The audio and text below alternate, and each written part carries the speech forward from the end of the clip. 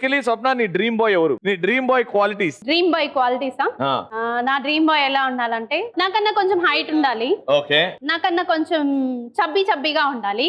Basic గా నేను చబ్బీగా ఉంటాను కాబట్టి తను కూడా చబ్బీగా ఉండాలి. నాకన్నా కొంచెం ఫెయిర్ గానే ఉండాలి. నేను తప్పు చేస్తే తిట్టాలి. అదే తప్పు తను చేసినా నేను తిడితే పడాలి.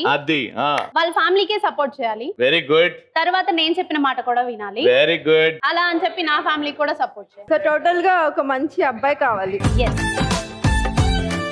అన్ని క్వాలిటీస్ ఉన్న వ్యక్తి దొరికాడా? ఎక్కడ చూసారా? చూసాను. దొరికాడు.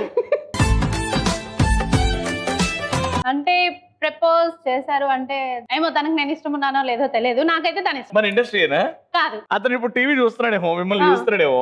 అతనికి హింట్ అయ్యేలాగా నువ్వేరా అని చెప్పేలాగా ఏమని చెప్పొచ్చుగా.